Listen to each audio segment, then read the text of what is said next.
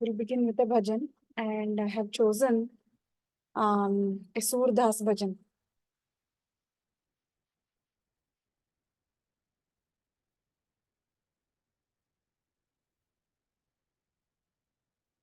In the month of May, when we visited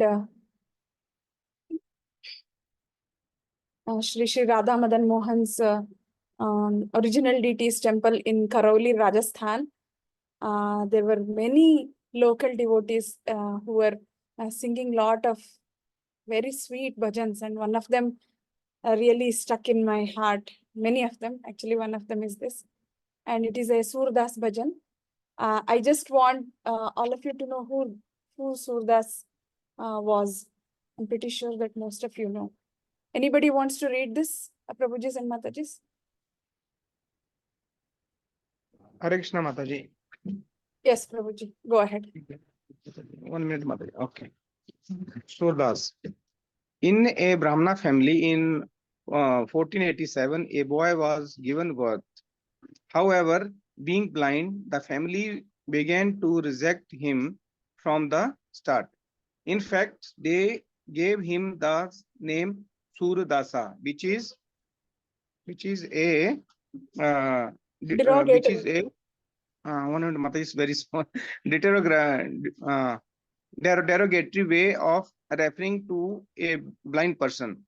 He left home at age of 6 to search. 1 minute, Mataji. Oh. 1 minute, Mataji. I'm just making it. Okay. To search the Lord inherited in his heart.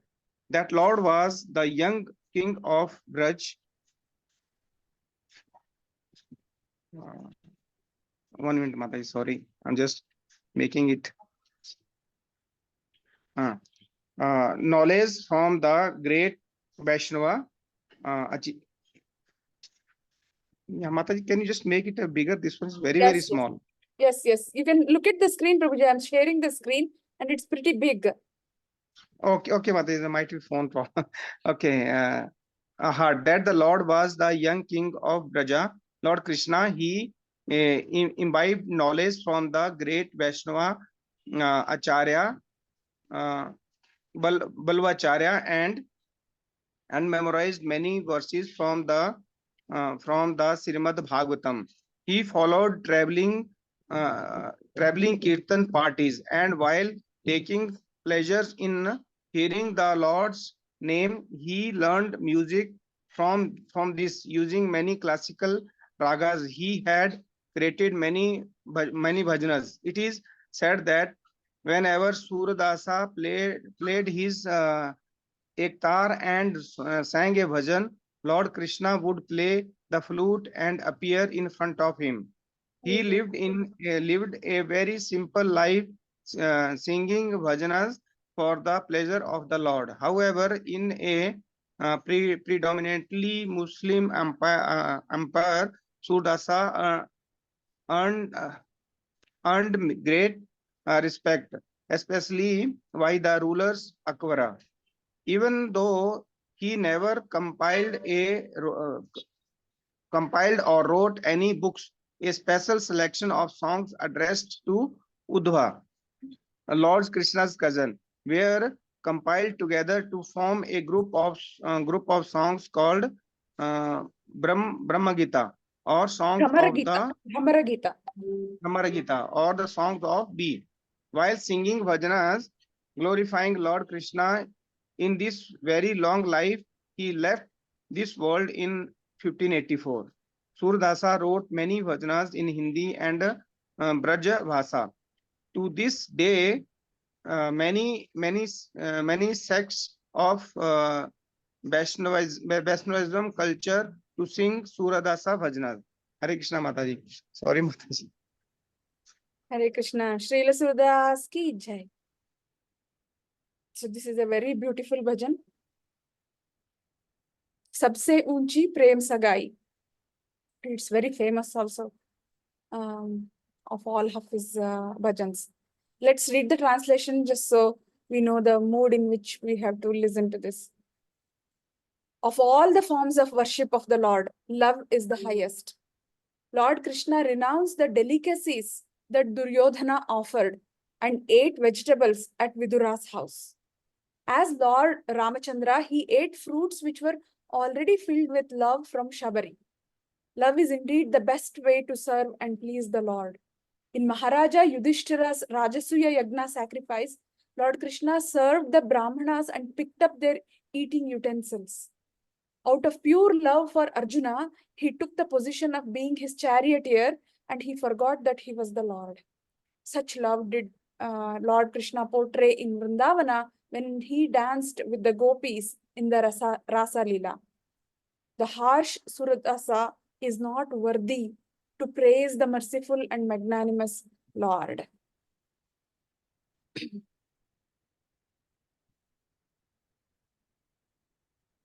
सबसे ऊंची प्रेम सगाई, सबसे ऊंची प्रेम सगाई, सबसे ऊंची प्रेम सगाई, सबसे ऊंची प्रेम सगाई।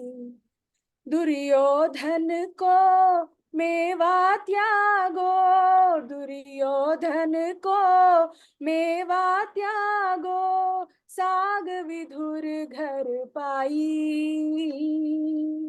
साग विधुर घर पाई। सबसे ऊंची प्रेम सगाई, सबसे ऊंची प्रेम सगाई। झूठे फल शबरी के खाई, झूठे फल शबरी के खाई, बहुविधि प्रेम लगाई, बहुविधि प्रेम लगाई। सबसे ऊंची प्रेम सगाई, सबसे ऊंची प्रेम सगाई। प्रेम के बस नृप सेवा कीन्ही, प्रेम के बस नृप सेवा कीन्ही, आप बने हरि नाई, आप बने हरि नाई। सबसे ऊंची प्रेम सगाई, सबसे ऊंची प्रेम सगाई। राजसूय यज्ञ युधिष्ठिर कीनो, राजसूय यज्ञ युधिष्ठिर कीनो, तामई जूठ उठाई,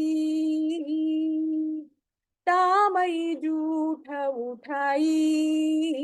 सबसे ऊंची प्रेम सगाई, सबसे ऊंची प्रेम सगाई। प्रेम के बस अर्जुन रथ हांक्यो, प्रेम के बस अर्जुन रथ हांक्यो, भूल गए ठकुराई, भूल गए ठकुराई। सबसे ऊंची प्रेम सगाई, सबसे ऊंची प्रेम सगाई।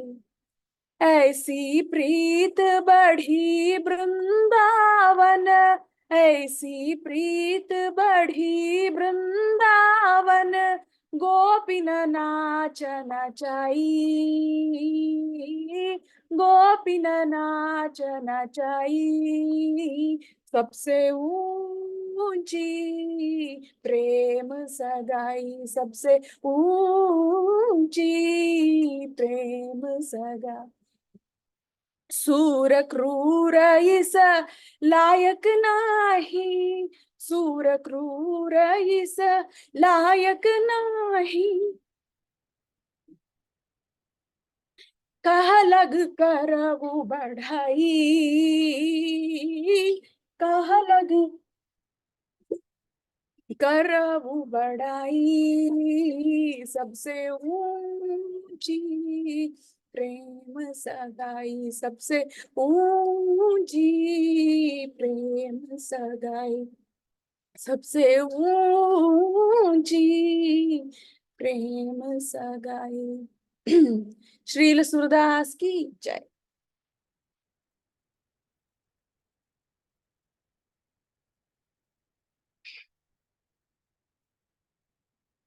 ओम अज्ञानतिमिरान्धस्य ज्ञानाञ्जनाशलाकया चक्षुरुन्मिलितं येन तस्मै श्रीगुरवे नमः।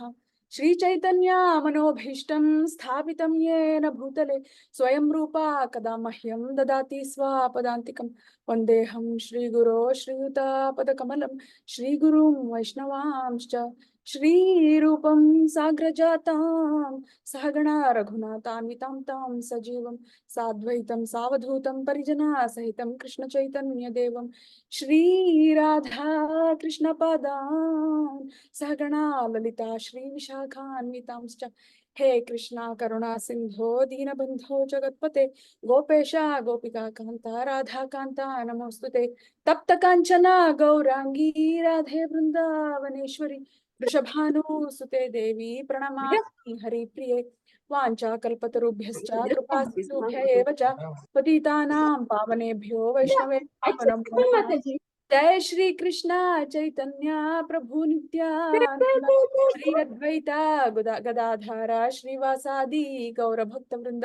हरे कृष्णा कृष्णा कृष्णा हरे हरे, हरे रामा राम राम हरे हरे। ओम नमो भगवते वासुदेवाय। ओम नमो भगवते वासुदेवाय। ओम नमो भगवते वासुदेवाय। नारायणं नमस्कृत्य नरं चैव नरोत्तमं देवीं सरस्वतीं व्यासं ततो जयमुदीरयेत्। नष्टप्रायेषु अभद्रेषु नित्यं भागवत सेवया भगवती उत्तमश्लोके भक्तिर्भवती नैष्टिकी।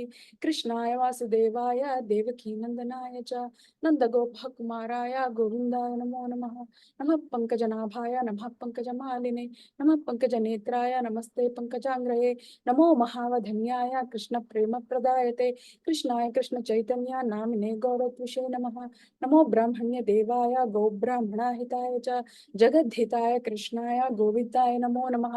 नमः ओम विष्णुपदाय कृष्ण प्रस्थाय भूतले श्रीमते भक्ति वेदांत स्वामी निति नामिने। नमस्ते सारस्वते देवे गौरवाणी प्रचारिणे निर्विशेष शून्यवादी पाश्चात्य देशतारिणे। जय श्री कृष्ण चैतन्य प्रभु नित्यानंद श्री अद्वैत गदाधर श्रीवासादि गौर भक्त वृंदा। हरे कृष्णा कृष्णा कृष्णा हरे हरे, हरे रामा राम राम हरे हरे। हरे कृष्णा कृष्णा कृष्णा हरे हरे, हरे रामा राम राम हरे हरे। हरे कृष्णा कृष्णा कृष्णा हरे हरे, हरे रामा राम राम हरे हरे। ओम पवित्रो पवित्रो वा सर्वावस्थान्मतोऽपि वा तत्स्मरेत् पुण्डरीकाक्ष स बाह्याभ्यन्तरं शुचि। Shri Vishnu Shri Vishnu Shri Vishnu.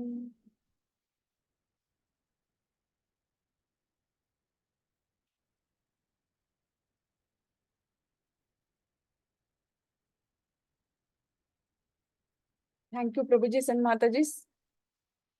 Thank you for coming to the class, and goes without saying, I don't have any qualifications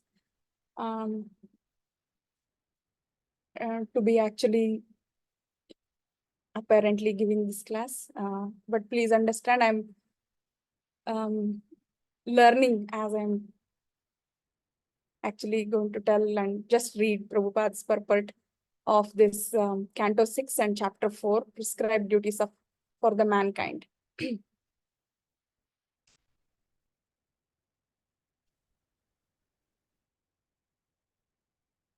It's called the Hamsa Guhya prayers offered to the Lord by Prajapati Daksha. Hamsa Guhya means secret. Hamsa means, does anybody know what is Hamsa? Your greatest. Swan. Yeah, swan, and it represents transcendental beings, right? So is it a secret? It's already there in vedabase.io, whatever URL, and Prabhupada has so nicely translated in English. We don't even need to know Sanskrit. What is secret about it? Why is this a secret? It's not a secret. It's already there. I'm sharing and all of you can access the URL. The realizations of it, Mataji. Prabhuji, go ahead first and then Mataji. The realizations of it cannot be like it is not revealed that it will be revealed to you. The realizations of it. You might understand or say you might read it, but then realizations will not happen that way. Almost there. Good, Prabhuji. In the spirit, your answer is correct. Mataji, some other Mataji was. Yeah, it was me, Mataji. I Okay. also want to say the same thing, that we are reading the English and the vocabulary and everything. But what we get the real message, the essence out of it, we will not be able to understand unless we have that realization. Yes, Mataji. So I read the transcript of a class given by His Holiness Kadam Kanan Swami Maharaj. And he says that it is, although it is openly, it's an open secret, right? It's there. People who know English, who know this, who have this URL, who have the interest can read it. But then it takes a devotee to really understand. It takes the love of God. It takes the love for Lord Krishna to really understand these prayers. And that's why it is a secret. Until and unless somebody develops that love of God and tries to be a devotee, this knowledge can never be understood. And that's why it is Guhya. So these are the prayers offered to the Lord by Prajapati Daksha. The word Daksha, the name Daksha, immediately brings to our mind the Sati episode, right? And sort of Daksha, that way, the name has become synonymous to Vaishnava Aparadha. Somebody who disrespected Lord Shiva so much that his wife, Sati Devi, had to leave her body in anger. So that's how Daksha's name is usually remembered. That episode is more famous than anything else that Daksha did.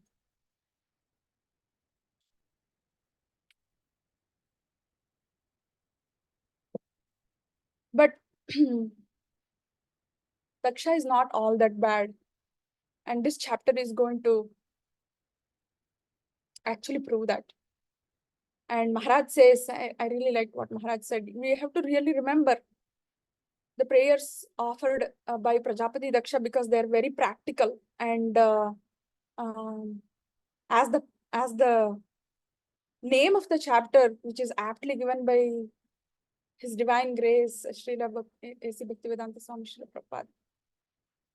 This is about prescribed duties for mankind, and what more can be more appropriate for this time and age and for this group of people who are living in this material world than knowing the prescribed duties of mankind. So more I thought about it, I think I'm just going to plainly go through the texts and we will read the purports and then read a few things that I have open here, which includes the transcript that I was talking about by His Holiness Kadam Kanan Swami Maharaj. And so we begin.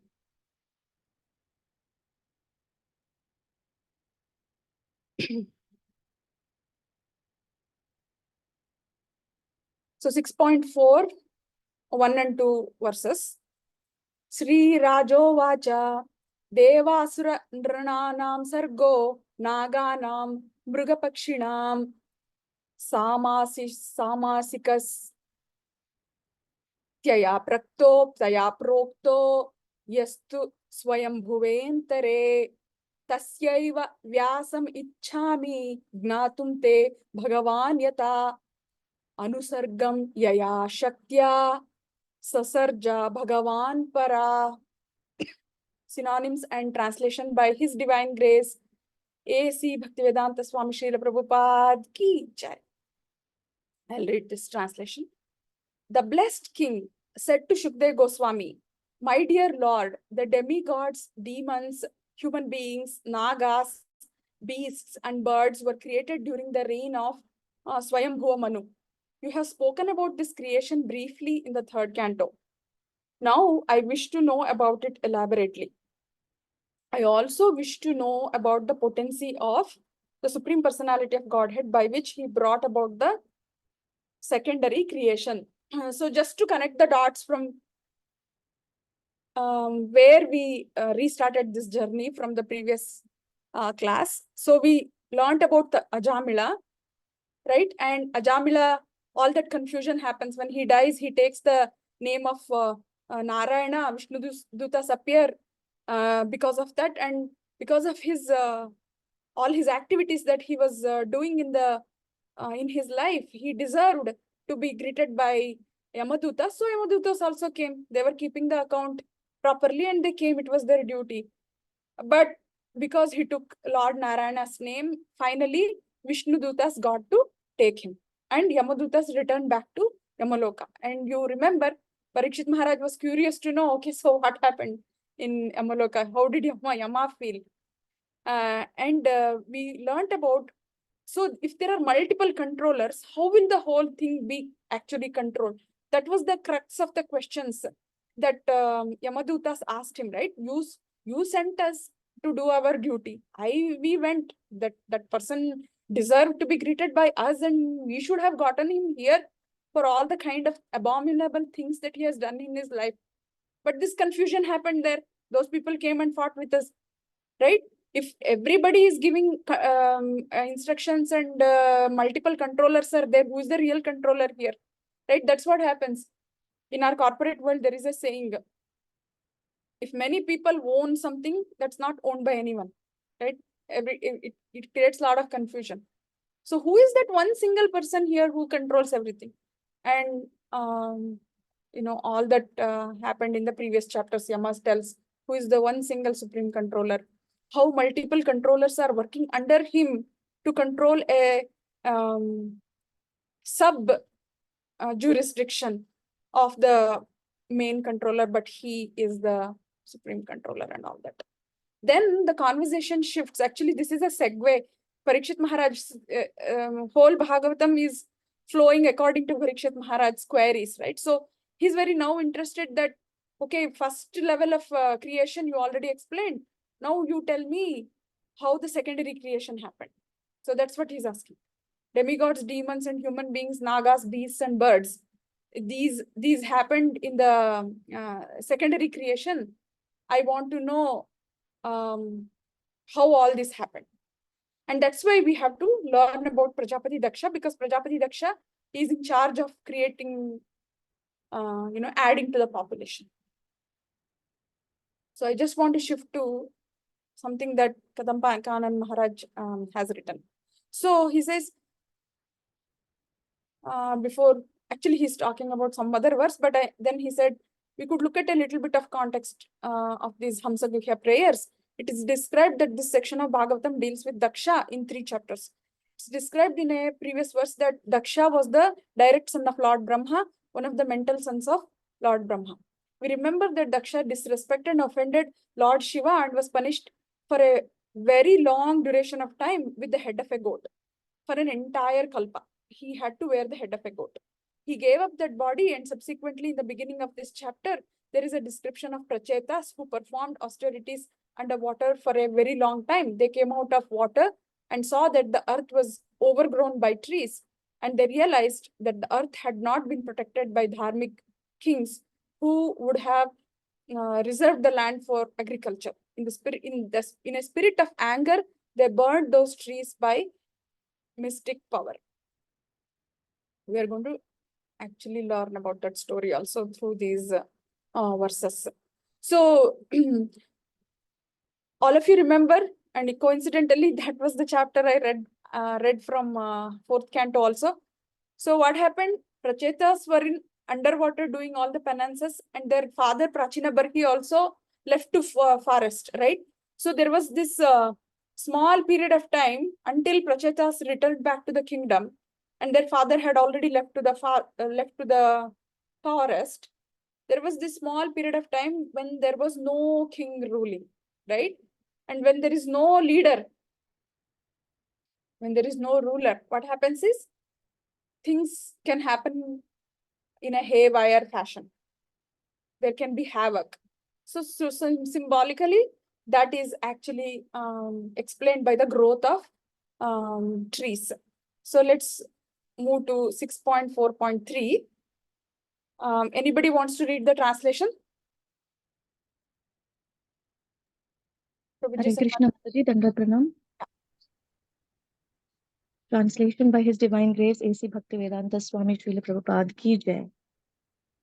Sutta Goswami said, O great sages, assembled at the Naimisharanya, after the great yogi, Sukadev Goswami heard King Parishit's inquiry. He praised it and thus replied, Hare Krishna. Thank you, Mataji. It's pretty simple. Parikshit Maharaj had a query, and we continue. 6.4.4.4. Yeah. Somebody? Hare Krishna Mataji. Hare Krishna.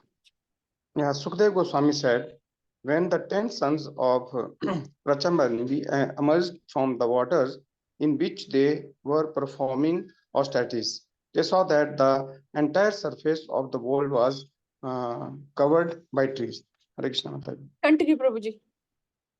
Purport. Purport of Yeah. Purport.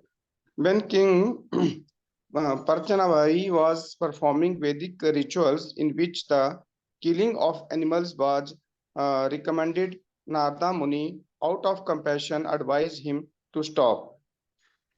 Parchanabhai understood Narada properly and then left the kingdom to perform austerities in the forest. His 10 sons, however, were performing austerities within the water, and therefore there was no king to see to the management of the world. When the 10 sons of Parachitas came out of the waters, they saw that the earth was overrun with trees. When the government... Prabhuji, somebody else, if they want, they can read. Hare Krishna Mataji. Thank you. Yeah, go ahead. Yeah. When the government started here, right? When the government neglects agriculture, which is necessary for the production of food, the land becomes covered with unnecessary trees. Of course, many trees are useful because they produce fruits and flowers, but many other trees are unnecessary. They could be used as a fuel, and land cleared and used for agriculture. When the government neglects, less grain is produced. As stated in Bhagavad Gita, Krishi Go Raksha Vanijyam Vanijyam. Vaishya Vaishya Karma Karma Subhavajam. The proper engagement of Vaishyas according to their nature are to farm and to protect the cows. The duty of the government and the Kshatriyas to see that the members of the third class, the Vaishyas, are the neither Brahmanas nor Kshatriyas, are thus properly engaged. Kshatriyas are meant to protect human beings, whereas Vaishyas are meant to protect useful animals and especially cows. Hare Krishna. Hare Krishna, Prabhuji. Thank you. Very nicely, Prabhupada gives a very useful purport for a very mundane shloka, what seems to be just a narrative continuing for the story. Because of the one single thing that is emerging in this particular translation, that the entire surface of the world was covered by trees. Prabhupada could have just said that and gone ahead. See how Prabhupada's purports are so important than the verses. Kadamban Kanan Maharaj says, in fact, in Bhagavatam, purport by Prabhupada is more important than the verse itself. And we have to understand it in the right spirit. He's not saying Prabhupada is greater than Vedavyas Muni who wrote the verses. But for who we are and where we are. For us, the purport of Prabhupada is going to help us finally understand and probably some amount of realization to happen within our hearts than what the verse can actually do to us. He draws parallel of the whole earth being covered by trees to the world. What happens to the world when government neglects agriculture, which is necessary for the production of food? This is our true occupation, to be very frank. And this is what actually Prabhupada tried to lead by example by establishing those gurukulas. Some of the gurukulas and most of the gurukulas, there is not even electricity, because Prabhupada really said, you do what is your natural occupation, which is to do the agriculture, because production of food is the most important business of the world. And then you do it in accordance with the nature. Raise when the sun raises, set when the sun sets, sleep when the sun sets. That kind of a life. And there are more than 300 gurukuls that are running, following the principles of and instructions of Srila Prabhupada. And it is possible to do this, right? Most of them, more than half of them, are outside of India. So he calls he qualifies the trees by unnecessary trees also. Usually in today's world, trees are thought of as necessary all the time, which is true, because they are the source of fruits and vegetables, and if nothing, they are the source of shade. They bring more rain. But Prabhupada says, he acknowledges many trees are useful, of course, but many other trees are unnecessary. But still, they could still be used for fuel, actually, and although unnecessary to stand erected, but they can be cut and they can be used for fuel. In that, they're still useful. And thus, the land can be cleared and used for agriculture. See how he connects the two things back. And now he focuses on the government, which becomes negligent, because of which the whole trees are growing. Less grain is produced. If you don't do agriculture, less grain will be produced. Krishi go raksha vanijyam vaishya karma swabhavajam. 18.44 in Bhagavad Gita, he says, there are particular set of society who, according to their nature, are supposed to do farming and protecting the cows. Those are Vaishyas. Duty of the government, which is Kshatriyas, is to make sure that these people who do farming and protection of cows are protected. See, nicely the federation of control is increasing. Vaishyas are neither Brahmanas nor Kshatriyas. So their whole source of engagement is to do farming and protection of cows. And Kshatriyas are meant to protect the human beings. So another interesting comment I read in the due course of preparing for this class, which I did very less, is that every purport Prabhupada tries to help us understand that centering the lives around devotional service is very important. And there was a question that was asked to Kadam Khanan Maharaj by one of the disciples, is that Maharaj, there are so many verses in Bhagavatam which are very mundane, which are part of a story, which are telling what happened. How can we see that Prabhupada is trying to explain devotional service in every purport? So Maharaj said something which I found really interesting. Prabhupada, whenever he writes purports, Maharaj says, he is actually not just thinking about that verse, but in the whole context of Bhagavatam. Because he's such a, apart from being a pure devotee, he is also an amazingly, extremely erudite, learned, best, excellent articulator, and all of these qualifications, right? So he is actually able to do this. He writes purport of every verse in the context of entire Bhagavatam. So when we get drowned in a seemingly mundane story narrative type of verse, Prabhupada can actually see the big picture. That's the reason Prabhupada's purport is more important than the verse. Found it really, really amazing that Maharaj has understood Prabhupada so well. And that's what happens. I'm guessing that's what happens when we come in physical contact, or when we get to serve the Vapu Seva of a pure devotee. The whole horizon of our understanding expands like anything. So the next one, 6.4.5. Who wants to read? Can I read, Mataji? Hare Krishna. Go ahead, Prabhuji. Translation and purport by Abhayachanaranda Bhaktivedanta Swami Srila Prabhupada Ki Jai.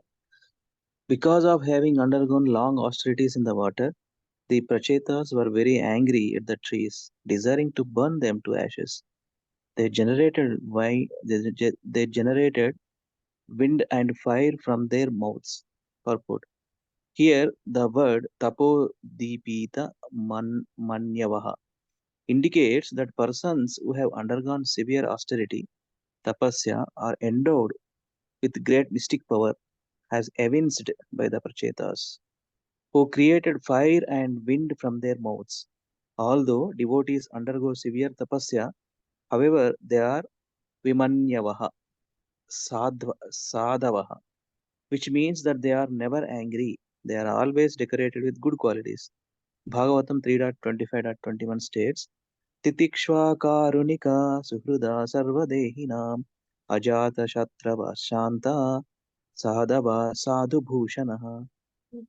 A sadhu, a devotee, is never angry. Actually, the real feature of devotees who undergo tapasya, austerity, is forgiveness. Although a Vaishnava has sufficient power in tapasya, he does not become angry when put into difficulty.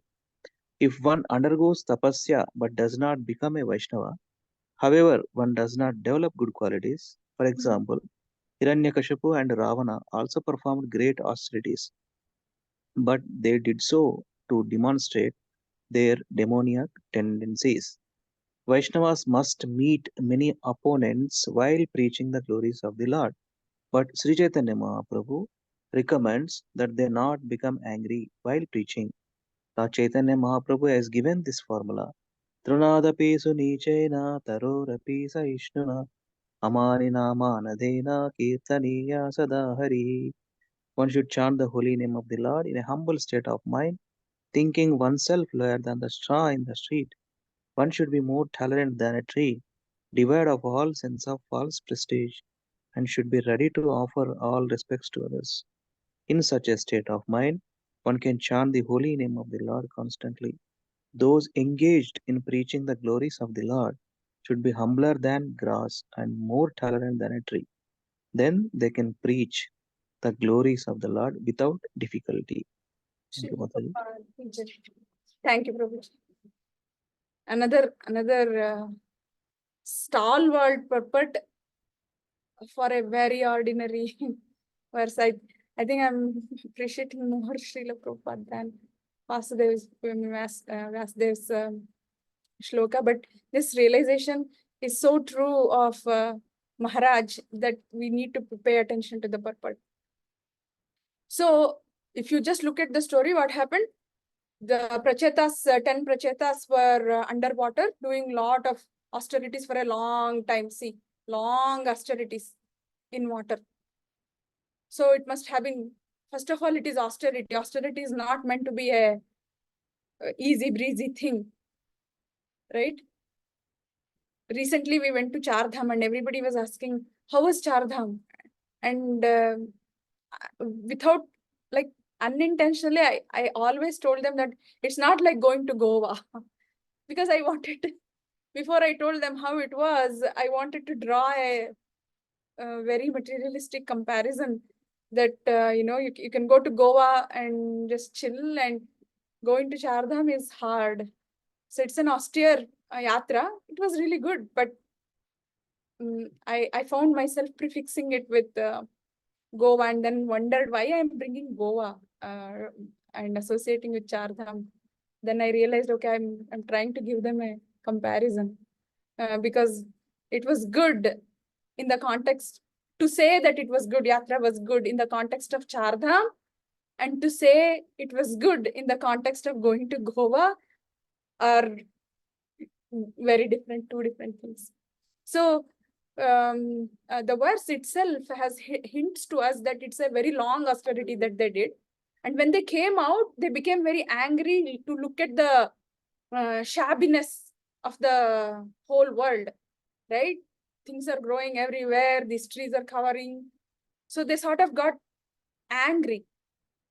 And Prabhupada doesn't want us to think that, oh, they were doing so much of tapasya and still they got very angry. And so he sort of, the purport talks about a sadhu who is never angry.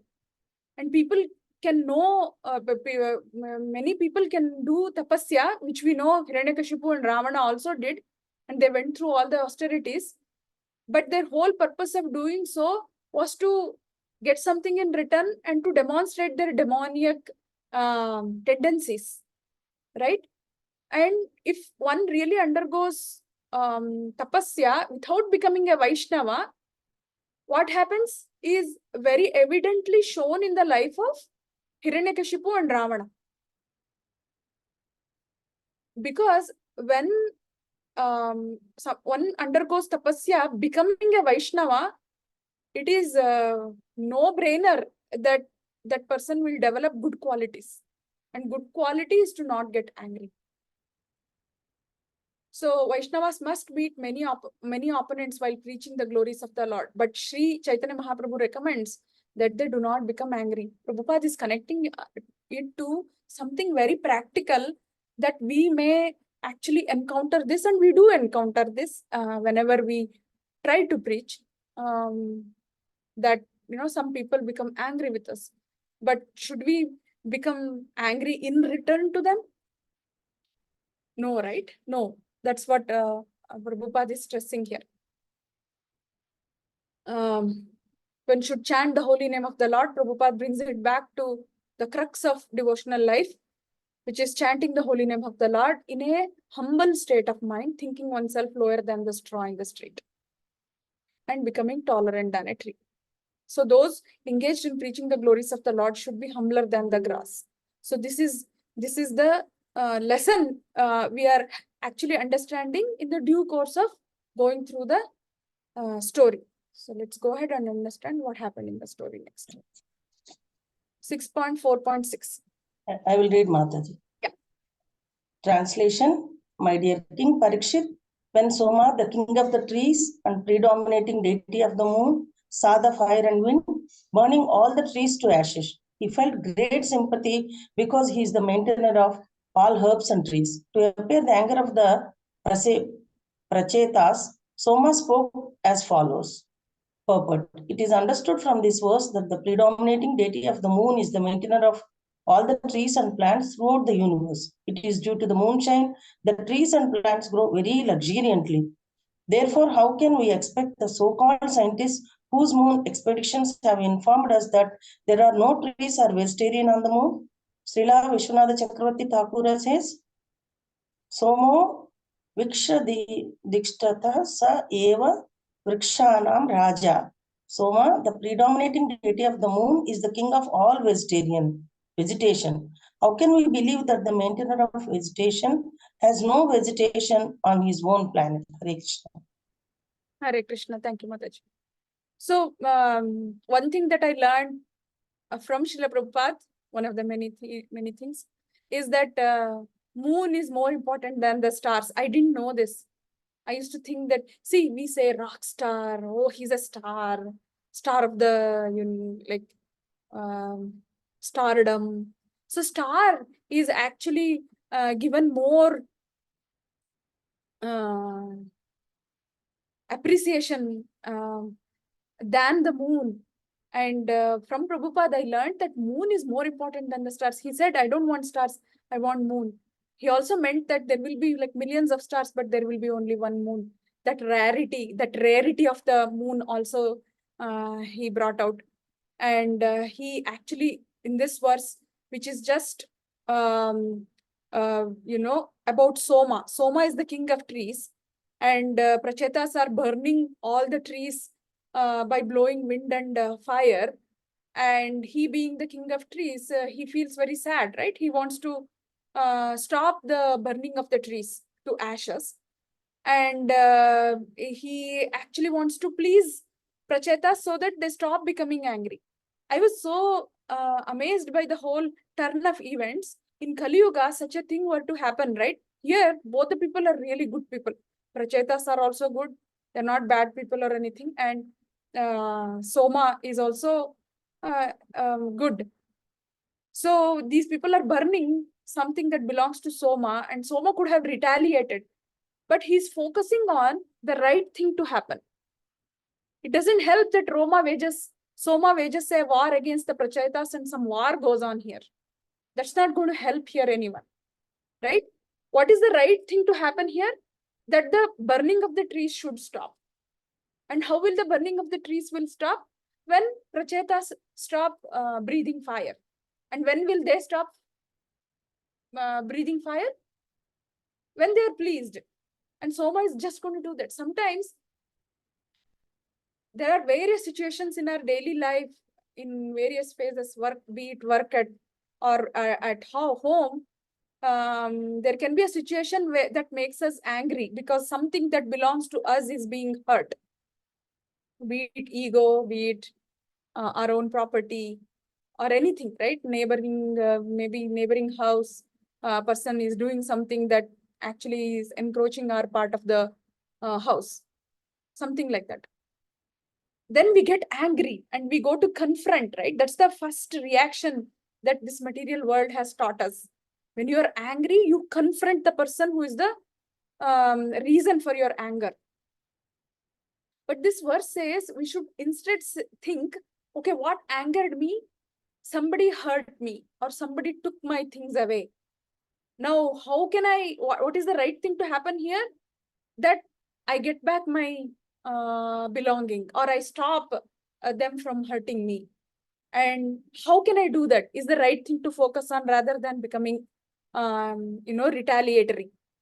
So that's a very important lesson that we are learning from Soma's behavior here.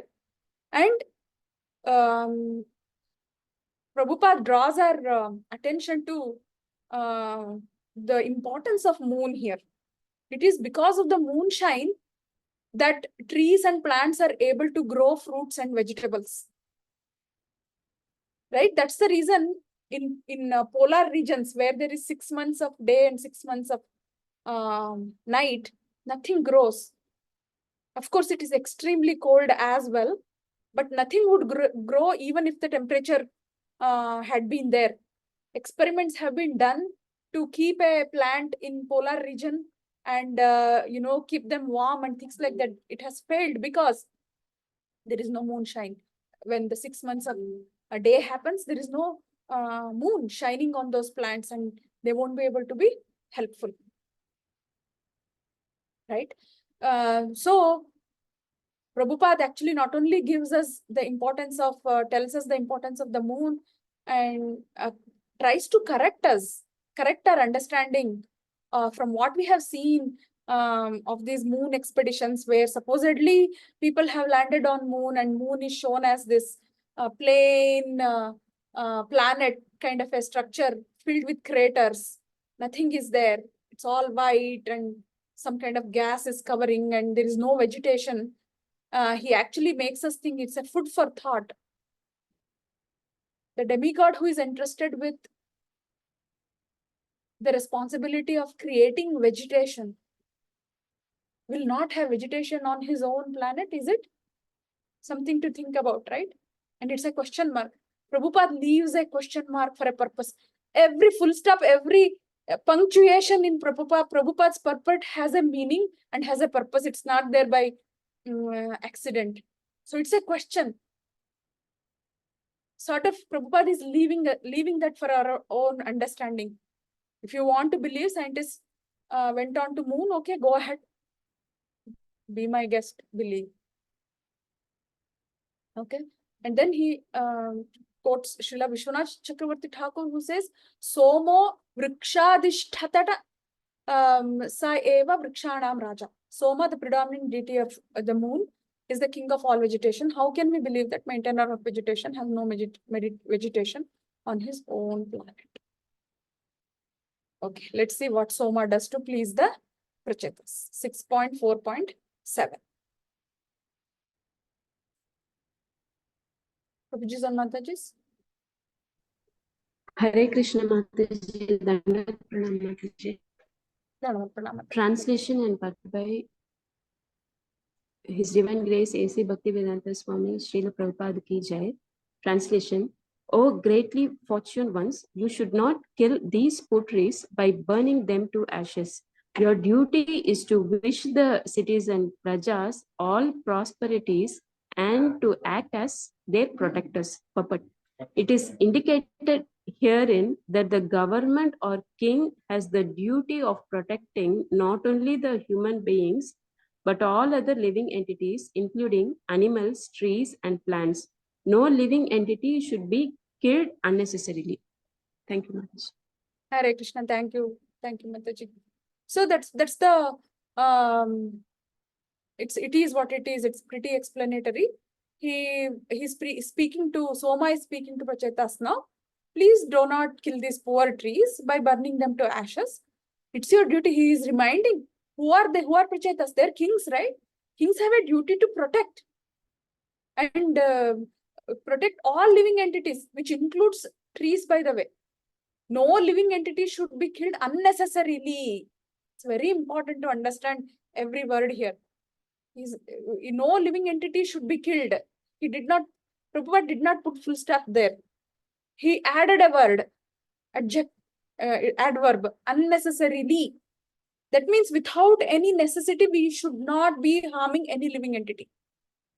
That means if there is a necessity in a spiritual sense, you could do that. And Prabhupada himself said some of the unnecessary trees can be cut and used as fuel. Right? That's the necessity that he was talking about. And Soma is reminding that it's your duty now, you are a king, to wish the citizens of all prosperity. That means citizens cannot be prosperous if there are no trees. That is also there. Trees are the ones that are going to make citizens prosperous. So you should make them prosperous by protecting the trees also. So he's trying to stop. Soma is trying to stop the Prachetas. Let's see what. 6.4.8.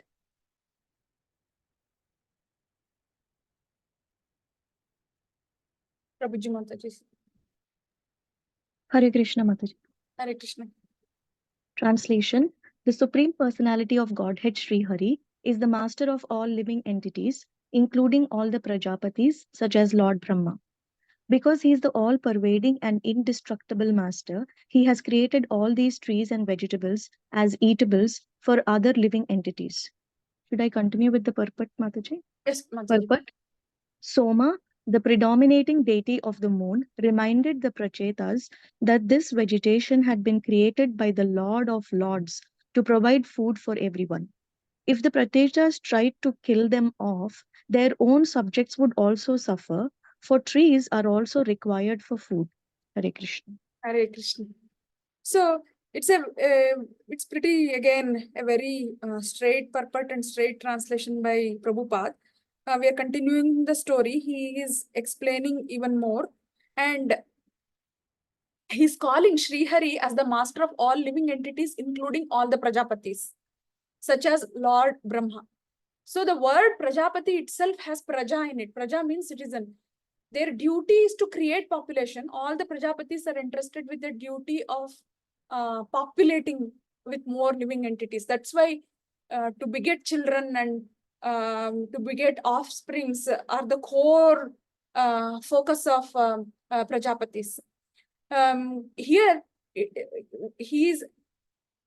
Soma apart from telling what should not be done and what should be done and why you should not be burning all these trees and everything, Soma is also telling that Srihari is the master of all living entities. To remind the kings, Prachetas, that you should, before you harm any other living entity, you should think of the one who created all of this, and hence all living entities belong to him. How can you destroy something that doesn't even belong to you?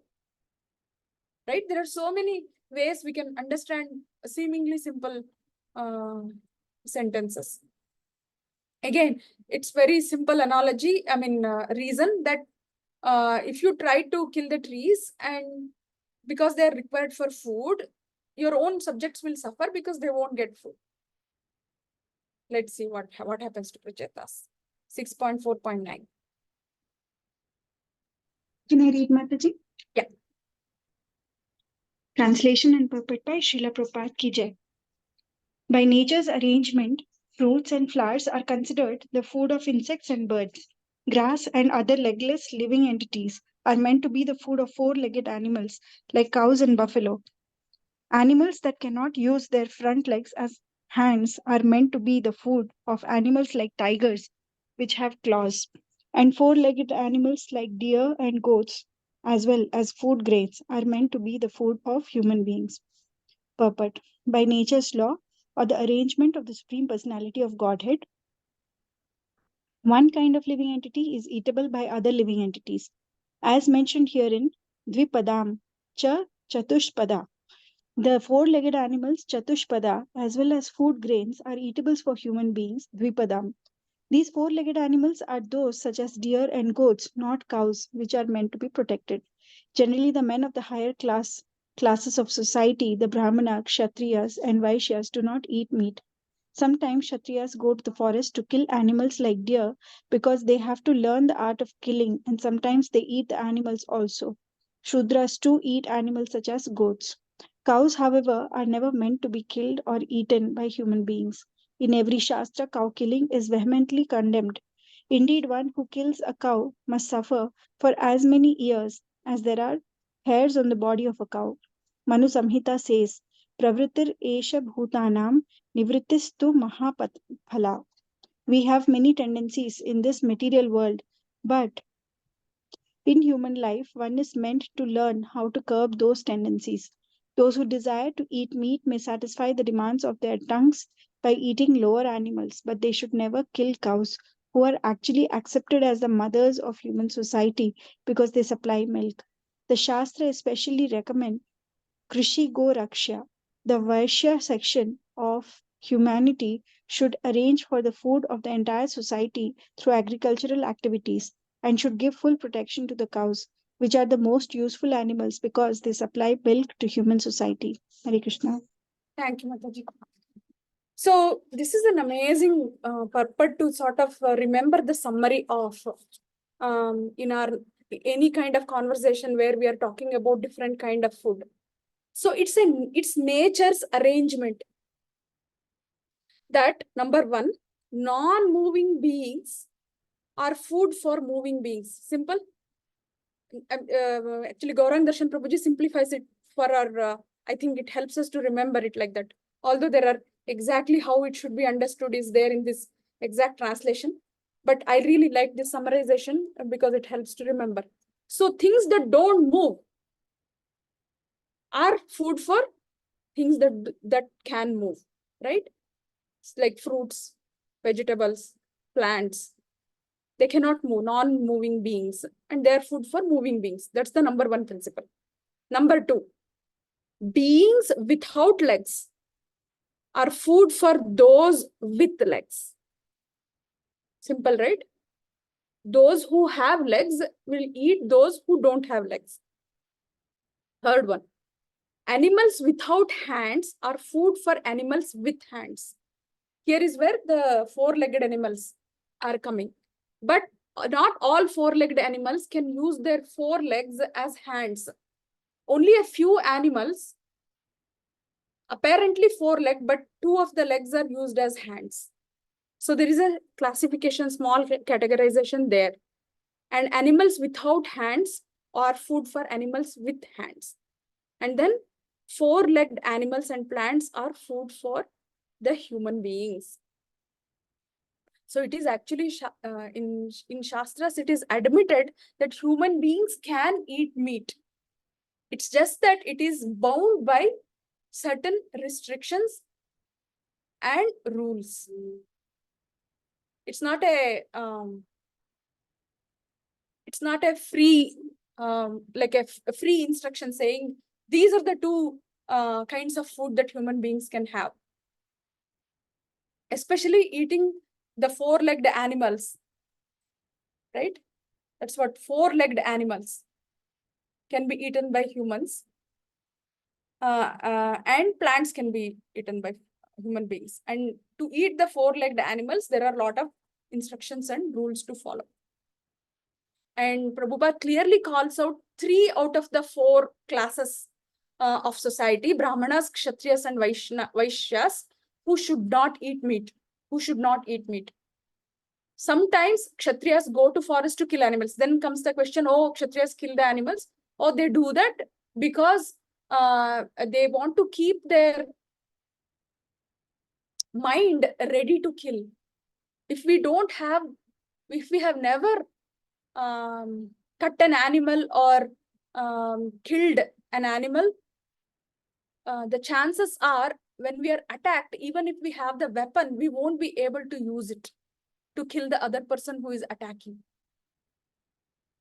This is actually exemplified, and in the real world, if you see all the criminals, murderers, 100% of them, or 99.99999% of the times, people who can kill other people, who can murder other people, are well versed with killing the animals and eating the animals.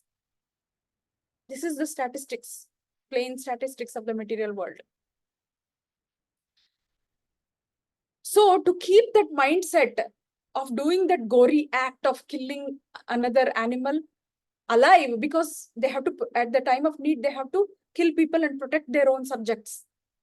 To do that, they would go for hunting. Hunting used to be the very common pastimes of Kshatriyas. And sometimes they would do that to protect the life of humans and other good animals as well. Say a tiger is harming the crops and people in a village. Then Raja would go and actually kill such tigers so that the villages are protected. And in the due course of going into a forest and doing all that hard work of finding that tiger and killing, sometimes they would eat animals also. So Kshatriyas have somewhat leeway and somewhat wiggle room to sort of eat animals. Shudras, because they don't have knowledge, eat animals such as goats. Goats are the only four-legged animals that are recommended by Shastras to be eaten. Prabhupada, before people take this and twist it and give a interpretation, before any Zakir Naik reads this and tells that in your Shastras it is said that four-legged animals can be eaten by humans and cow has 4 legs, hence humans can eat cow. Prabhupada wants to make sure that we all keep ourselves in the know. Cow is a special animal. Cow killing is vehemently condemned in every Shastra. In Garuda Purana, that's the number 2 instruction, that cow killing is completely mandatorily banned. And one who kills the cow must suffer as many years as there are hairs on the body of the cow. So, in Manu Samhita, it is said that in human life, one is meant to learn how to curb those tendencies. Those who desire to eat meat may satisfy the demands of their tongues by eating lower animals, but they should never kill cows who are actually accepted as mothers of human society because they supply milk. Very simple.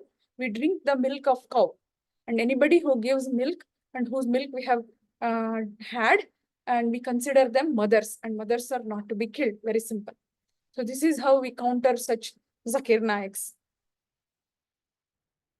So so this is in continuation of why the food chain of the world, which the trees are part of. Let's see what happens, whether Prachitas are pleased or not. 6.4.10.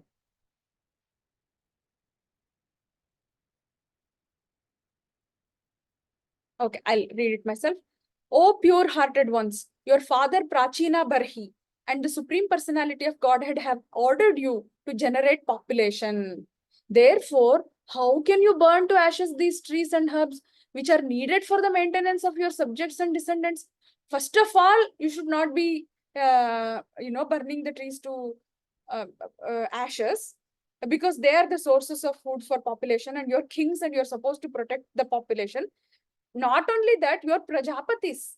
That means your whole job is to generate population. Now you are doing something that will actually annihilate the population. How can you do this? Is the reason given by Soma. 6.4.11. Anybody wants to read? Suma Mataji. Let me read, Mataji. Anybody? Somebody? I have heard somebody. Hare Krishna. Go ahead, Prabhuji. Okay. I can read. Translation for. Okay, read, Prabhu, read. Just a moment. This is actually, I don't know. The screen doesn't become big. You can go ahead, Prabhuji, if you are comfortable reading it. It's difficult for me. The screen is very small. Okay.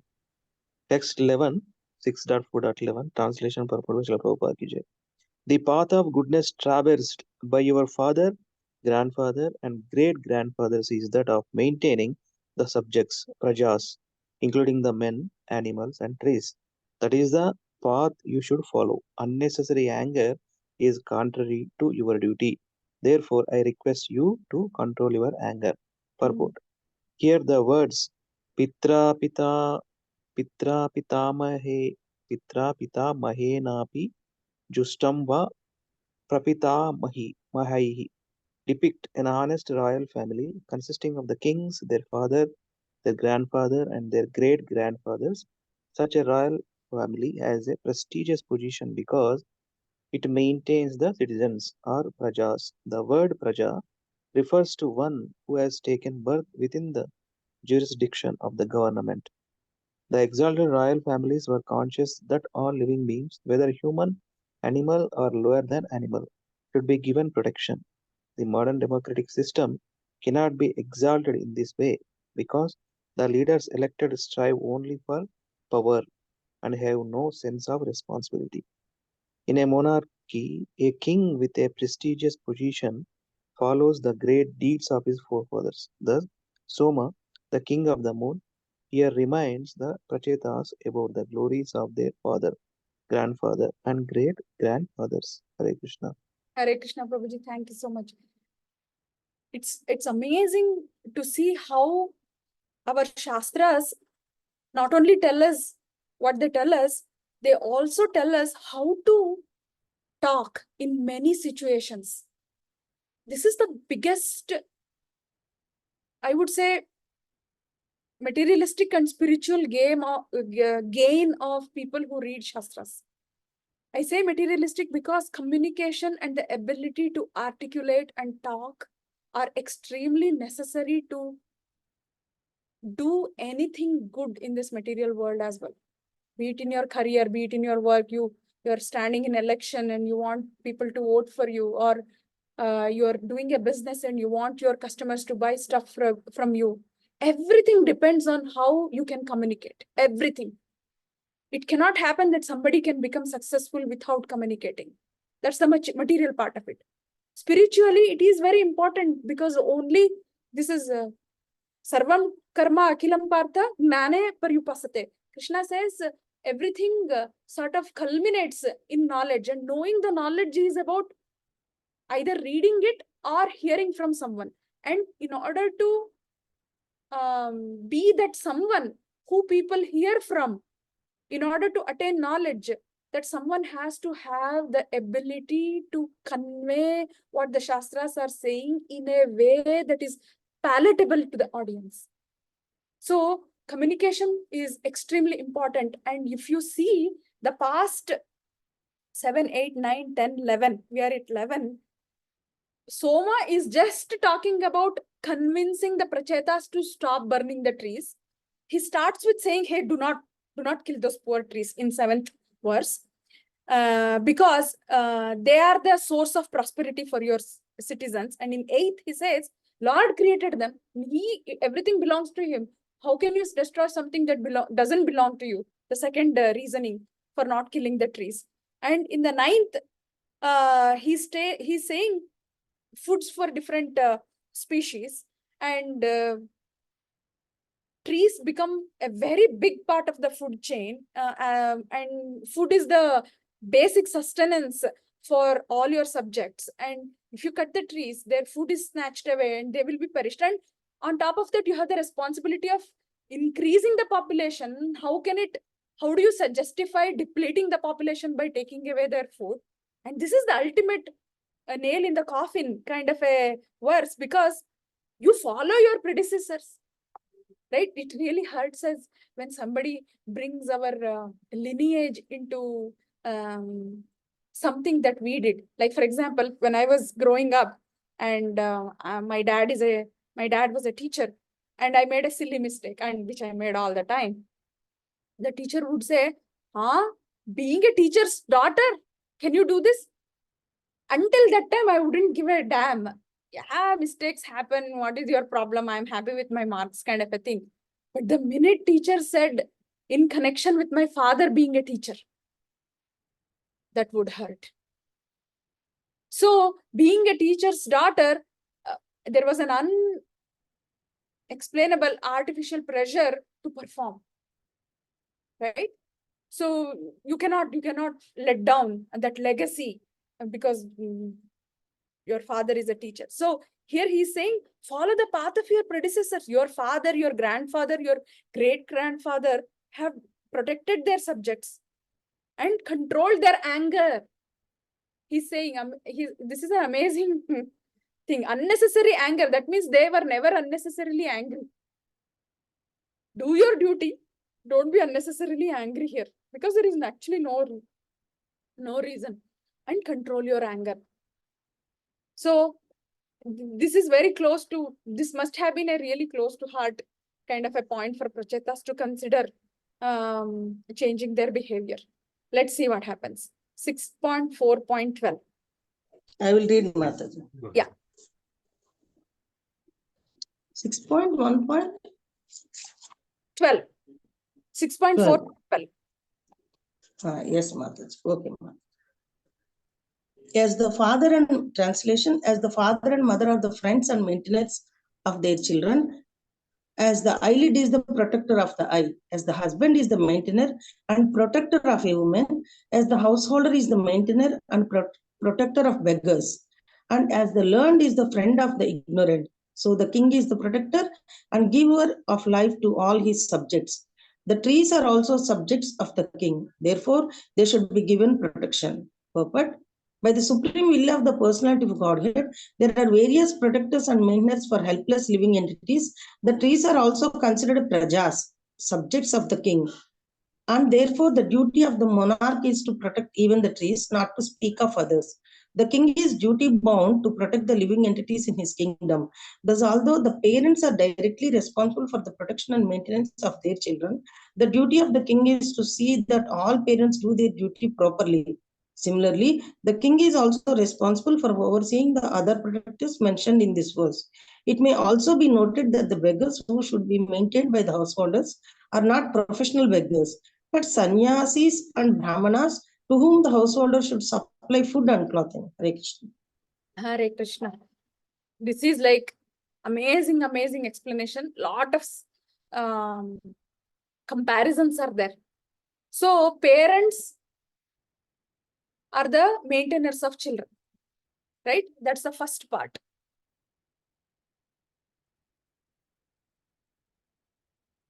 Tokanam Pitarau Bandhu is the parents protecting the children. Next, Drusha Pakshma Striyapatihi. What's the second comparison? Husband is the protector of the woman. Sorry, next is the eyelids are the protectors of the eye. Pakshma is eyelid. So parents are the protectors of the children. Eyelid is the protector of the eye. Pati prajanam bhikshunam. Husband is the maintainer and protector of woman. And the householder.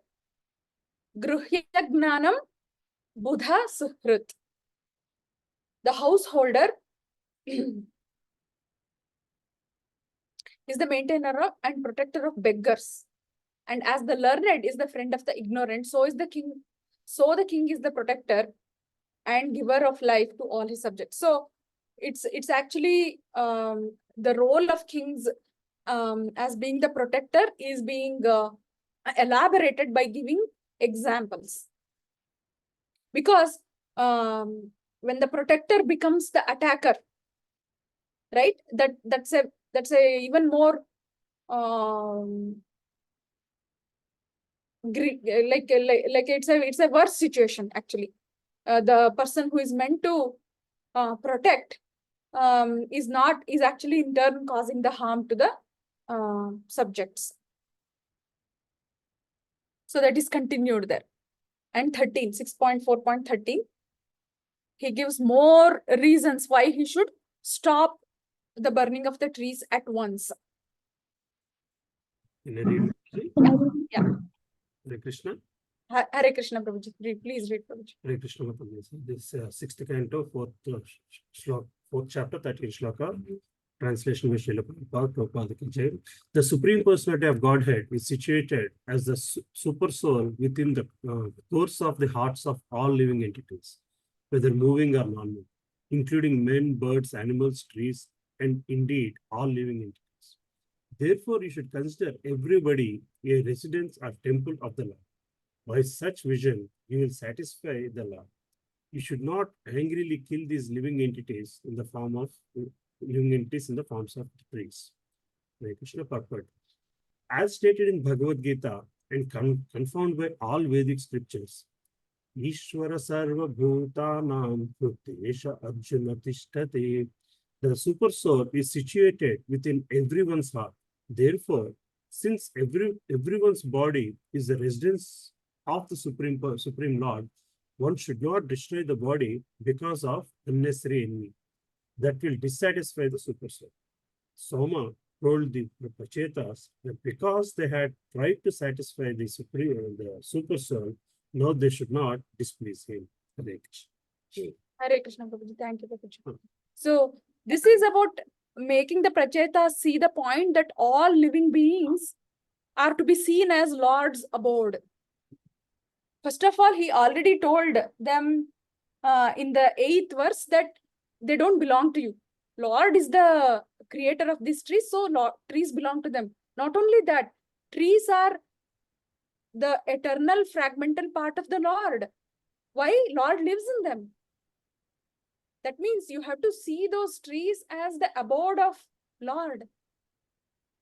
Another point to actually, Mamaivamsho Jivaloke, Jiva Bhuta Sanatanaha. All living entities of this world are eternal fragments of me, Krishna says in Bhagavad Gita. So that point is being talked about here. So when you think something is an abode of Lord, you will not try to destroy them, because destroying a part of the Lord will anger the Lord or displease the Lord. And that is not something any devotee would want to do. So 6.4.14, let's see what else point is remaining to convince. Hare Krishna Mataji, can I read Mataji? Yes, yes. One who inquires into self-realization and thus subdues his powerful anger, which awakens suddenly in the body as if falling from the sky, transcends the influence of the modes of material nature. Purport by Sri Bhaktivedanta Swami Prabhupada Ki Jai. When one becomes angry, he forgets himself and his situation. But if one is able to consider his situation by knowledge, one transcends transcends the influence of the modes of material nature. One is always a servant of lusty desires, anger, greed, illusion, envy, and so forth. But if one obtains sufficient strength in spiritual advancement, one can control them. One who obtains such control will always be transcendently situated, untouched by the modes of material nature. This is only possible when one fully engages in the service of Lord, as the Lord says in Bhagavad Gita 14.26, Mam chayo vevicharena bhaktiyo gena sevate sagunan samati tvaitan brahma bhuyaya kalpate. One who engages in full devotional service, who does not fall down in any circumstance, at once transcends the modes of material nature and thus comes to the spiritual platform. By engaging one in the devotional service, the Krishna consciousness movement keeps one always transcendental to anger, greed, lust, envy, and so forth. One must perform devotional service because otherwise one will become victimized by the modes of material nature. Hare Krishna. Thank you, Prabhuji.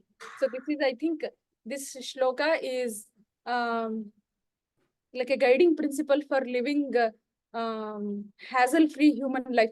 The person who really can master this, the purport of this shloka will have no problem with anyone and will rule any kind of relationship in a very positive manner.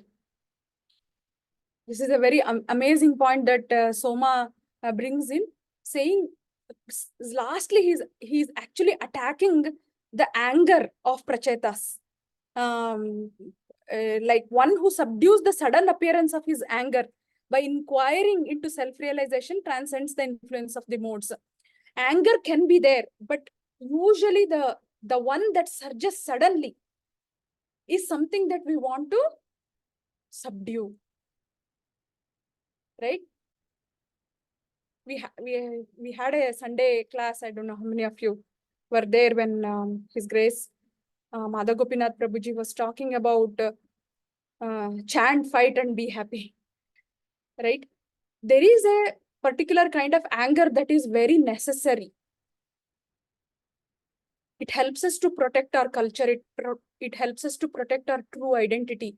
It helps us from being bulldozed over meaningless, worthless, valueless ideologies. That kind of anger is good, but that kind of anger is not sudden. Any sudden anger is 100% not going to help us. And that is where at least those of us who read the scriptures can remember this. We have to subdue that sudden surge of anger and not give in to it. Whatever we do as a result of a sudden surge of anger will most probably be unbeneficial to everyone, including ourselves. So that's a very nice way Prabhupada connects this whole thing to anger, and that's a nice way that Soma sort of ending. You will see that in the next one, he offers something nice to Prachetas. All these are instructions, right? Don't do it. They don't belong to you. You're supposed to be protecting them. Oh, in fact, Lord lives in them. All these are sort of telling, and this is like a last thing, that don't be angry. And you're suddenly angry. You were sleeping for not sleeping, doing the austerities for such a long time, all by yourself, unbothered by everybody in the world. You went underwater. Now you come and the first reaction you show is anger. That means it came very suddenly. Stop it, is what Soma is saying. 6.4.15. I read this. There is no need to burn these poor trees any longer. Let whatever trees still remain be happy. Indeed, you should also be happy. Now, here is a beautiful, well-qualified girl named Marisha, who was raised by the trees as their daughter. You may accept this beautiful girl as your wife. So he's saying, please don't. This is another way to please someone, right? All these reasons and philosophies were good enough, but now you're going to get something nice. Don't be happy. Don't be angry. Now it's your turn to be happy. let the remaining trees still be there. And they all have this daughter Marisha that they have, together raised. And please accept her, this beautiful girl as your wife. I don't think there is any reason left for Prachetas to continue doing their mayhem. Let's see what happens. 6.4.16. There are only 2 more shlokas to go, and I will go very fast. So what happens? Yeah, go ahead, Mataji. Translation by Srila Prabhupada ki jai. Shukdev Goswami continued. My dear king, after thus pacifying the Prachetas, Soma, the king of moon, gave them the beautiful girl born of Pramlocha Apsara. The Prachetas all received Pramlocha's daughter, who had high, very beautiful hips, and married her according to the religious system. Hare Krishna. Yeah. So they accepted her as their wife. And 6, what happened? Let's see. In the womb of that girl, the Prachetas all begot a son named Daksha, who filled the 3 worlds with living entities. Purport. Daksha was first born during the reign of Swayambhuva Manu. But because of offending Lord Shiva, he was punished by having the head of a goat substituted for his own head. Thus insulted, he had to give up that body. And in the 6th Manvantara, called the Chakshusha Manvantara, he was born of the womb of Marisha as Daksha.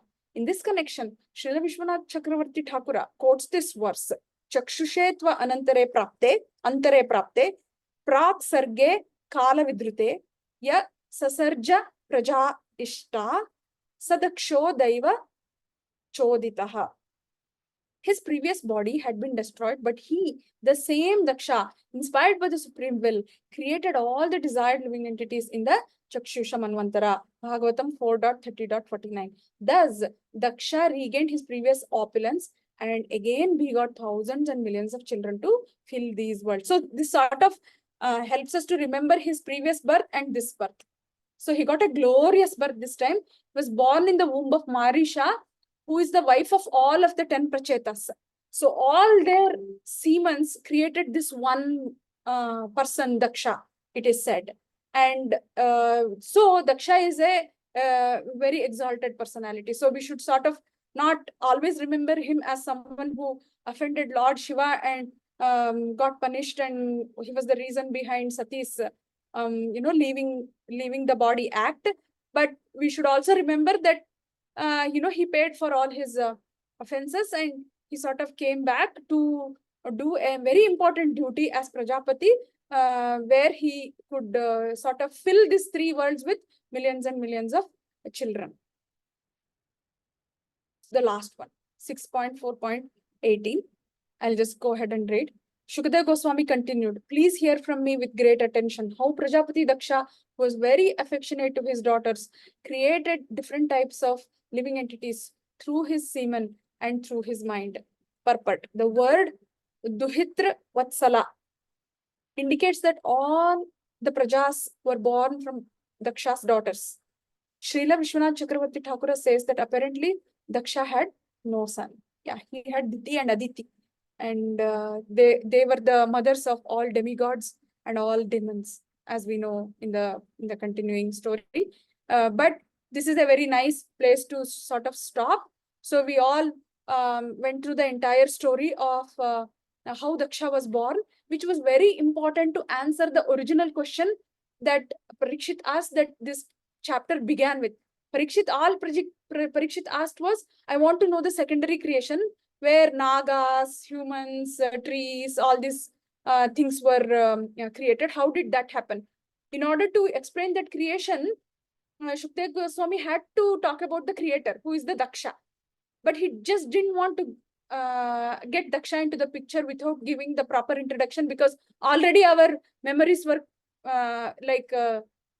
prominently remembering Daksha as someone who offended Lord Shiva. So this is Vasudeva's, Srila Vasudeva's attempt to wipe that bad image of Daksha and recreate the respect for him and in his next birth, which is this. So we went through the whole journey of how Daksha was born, and the rest of the chapter will talk about what Daksha did and his Guhya mantras, Guhya Hamsa Guhya prayers will come out in the next 7 or 8 verses in the next class. So this comes to the end of this class. Sorry, I sort of took a little more time than what I was allocated. And if I have done any mistake while going through the first 18 verses, please forgive me. Any questions?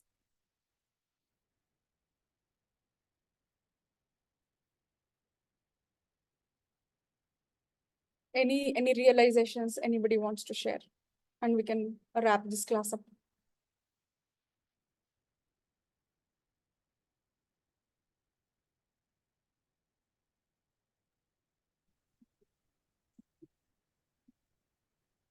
Okay, I take this as no, it's going to be a long day today.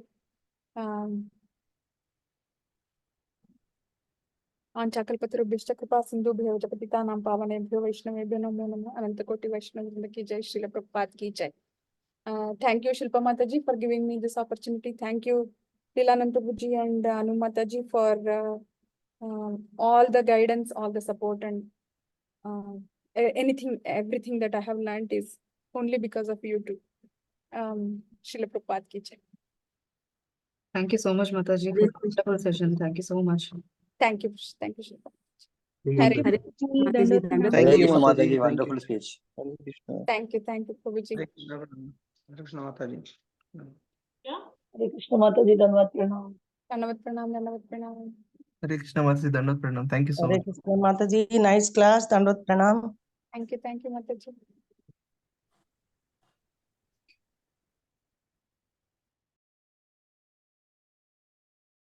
Hello. Hare Krishna Mataji.